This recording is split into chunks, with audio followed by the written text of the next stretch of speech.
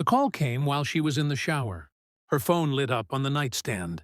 No name, just a number saved without a contact photo. I didn't touch it at first. I just watched it vibrate.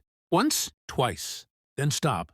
Steam curled out from under the bathroom door. She was humming, calm, unaware. I remember thinking how strange it was, how a single unanswered call could suddenly feel louder than the water running, louder than my own breathing. When she came out, towel around her hair, she noticed my eyes on the phone. "Who was that?" I asked. Her smile flickered. "Barely, but I saw it. Family stuff," she said too quickly. Then sharper. "It's not your business." I waited. Let the silence stretch. She met my gaze, defensive now. I said, "Don't ask again." "All right." That was the moment everything changed. Not with anger, not with shouting, with subtraction. The trust is a currency. Once someone tells you you're not entitled to it, you stop spending it on them. I didn't argue, didn't push, didn't accuse. I watched. I noticed how she started leaving the room to take calls, how her stories came pre-packaged, overly detailed like rehearsed alibis, how her family, this invisible shield she hid behind, never quite lined up in conversation. Still, I said nothing. Outwardly, I was the same man. Inside, something cold began assembling itself. She'd told me her family issues weren't my business, so I made sure my life wasn't hers. I stopped looping her into decisions that required trust, stopped sharing timelines, stopped asking opinions that mattered. She didn't notice at first. People rarely notice when the rope loosens, only when it's gone. The first crack came at dinner with friends.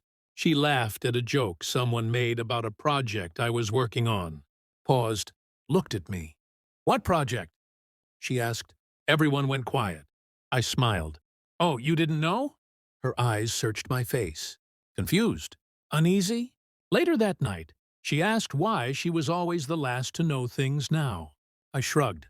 "You told me not to ask questions." That should have been the end of it. A warning. Instead, it became a pattern. She started realizing that conversations stopped when she entered rooms, that plans were already made. That information flowed around her, not through her. It bothered her, deeply. And that's when she made a mistake. She tried to pull me back in. Sudden affection. Too sudden. Hands lingering. Questions framed as concern. But concern is different when it's late. By then, I wasn't guessing anymore. I was verifying. I never checked her phone. That would have been messy, emotional, sloppy. Instead, I listened. I listened to what she didn't say, to the gaps in her stories, to the way names were avoided, timelines bent, memories edited mid-sentence. I pulled phone records, not hers, mine. Incoming calls routed through shared plans. Numbers that repeated, always late, always just long enough to matter. Then I watched her family, or rather, the absence of them. No visits, no voices on speaker, no names spoken with warmth, just issues, always issues. So I did what calm men do when they're done believing. I asked someone who didn't owe her loyalty, her cousin. One drink, one careless sigh. "She told you about him, right?" I didn't blink. About who? The silence that followed was surgical. That night, I slept perfectly.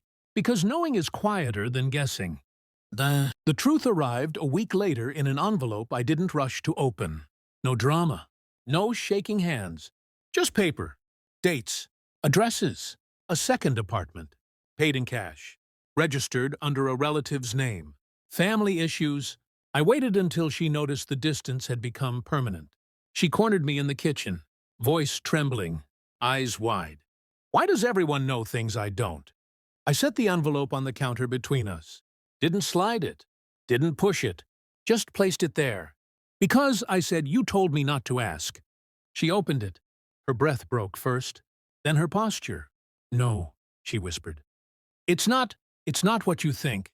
I watched her unravel with professional detachment. "How long?" I asked. She cried. Of course she did. Tears are what people use when words stop working. I nodded slowly, like I was confirming a schedule. "I already know," I said. "That's why I stopped trusting you." The look on her face wasn't fear. It was comprehension. I didn't yell, didn't insult her. I did something worse. I told her everything she missed while she was living her double life. The plans, the decisions, the people who no longer saw her as part of my future. I told her the wedding venue had been canceled weeks ago. She collapsed into a chair. You didn't even fight for us. I finally looked at her then. I fought by walking away before you noticed. Silence swallowed the room. That night, I packed one bag, left the ring on the counter, right beside the envelope. She called, texted, apologized. I blocked everything. Because betrayal doesn't deserve closure, only consequence. Now, when people ask why it ended, I keep it simple. She told me not to ask questions, and I listened. The quiet after that has been absolute.